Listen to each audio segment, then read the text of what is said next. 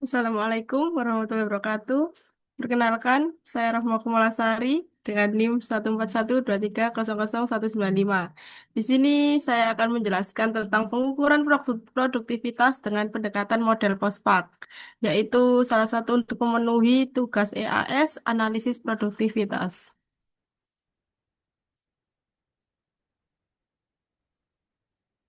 Next. Yang pertama ada data perusahaan. Di sini ada tabel data keuangan. Selanjutnya ada perhitungan rasio produktivitas. Adapun contoh di sini saya tempelkan yaitu contoh untuk perhitungan aspek produksi. Di sebelah kiri ada tabel produksi untuk pendapatan bersih dan HPP-nya.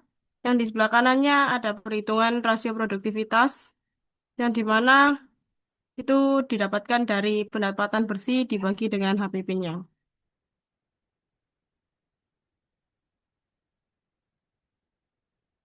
Next.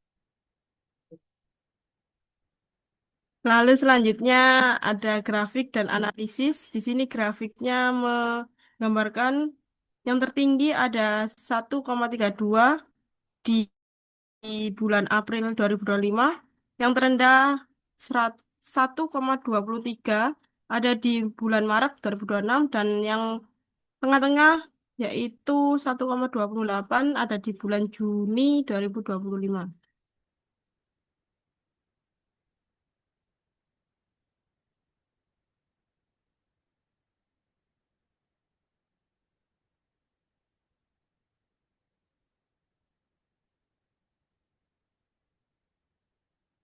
Yang kedua ada perhitungan indeks produktivitas.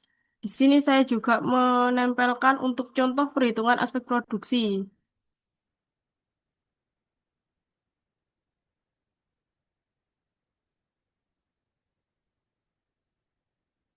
Lalu di sini ada grafik dan analisisnya. Di sebelah kiri itu ada perhitungan indeks produktivitas atau IP produksi. Yang di sebelah kanan ada grafiknya yang menggambarkan yang tertinggi ada 102 di bulan April 2025, yang terendah ada di 96 bulan Maret 2026, dan yang tengah-tengah adalah 100 ada di bulan Juli 2025.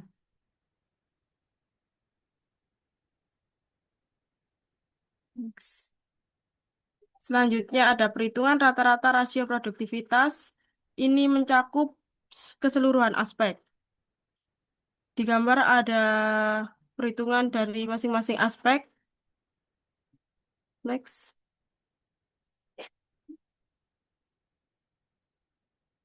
Di sini ada hasil perhitungannya, yaitu total, lalu dirata-rata per aspeknya.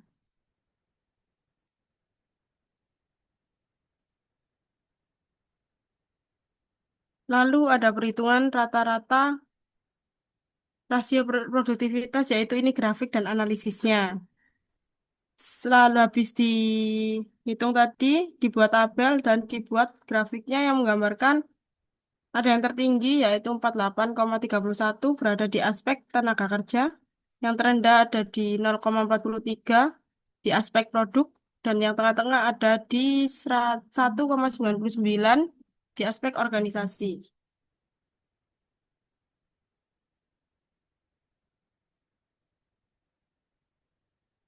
Adapun perhitungan rata-rata indeks produktivitas IP yaitu untuk keseluruhan aspek.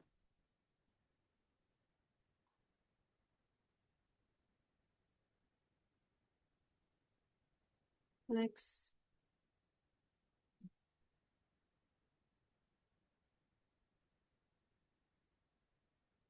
Lalu ini hasil perhitungannya setelah masing-masing aspeknya ditotal, lalu dirata-rata.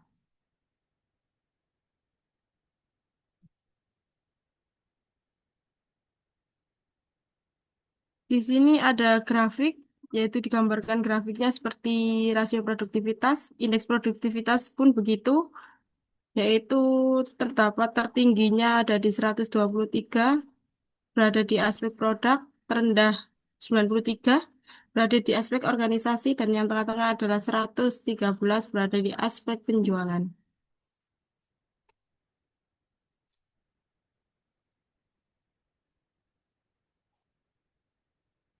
Di sini ada peningkatan perbaikan rata-rata pada rasio produktivitas, yaitu yang mencakup keseluruhan aspek tersebut.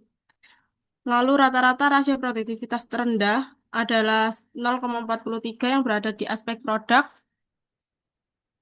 Kriteria produksinya yaitu gross margin atau direct product cost. Tindakan perbaikan yaitu perencanaan produk, pengembangan produk, tanggapan pemakai, keuntungan produk, dan analisis nilai.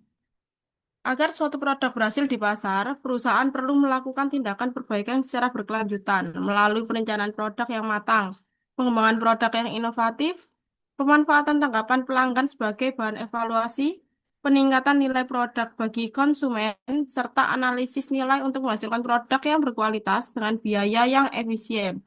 Dengan pendekatan tersebut, perusahaan dapat meningkatkan kepuasan pelanggan sekaligus memperoleh keuntungan yang berkelanjutan.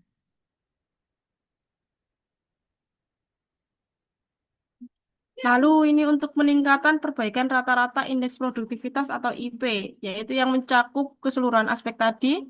Adapun yang terendah adalah 113 yang berada di aspek penjualan, di mana kriterianya yaitu gross margin atau total sales cost yang memerlukan tindakan perbaikan yaitu analisis pasar, identifikasi pasar, strategi produksi, strategi harga jual, analisis distribusi atau logistik, organisasi fungsi pemasaran. Keberhasilan suatu produk dipengaruhi oleh pengelolaan aspek pemasaran dan operasional secara terpadu. Perusahaan perlu melakukan tindakan perbaikan berkelanjutan melalui analisis pasar yang akurat, identifikasi target pasar yang tepat, strategi produksi yang efisien, penetapan harga yang kompetitif, sistem distribusi atau logistik yang efektif, serta organisasi fungsi pemasaran yang terstruktur. Dengan penerapan aspek-aspek tersebut, perusahaan dapat meningkatkan daya saing, memenuhi kebutuhan pelanggan, dan mencapai tujuan bisnis secara berkelanjutan.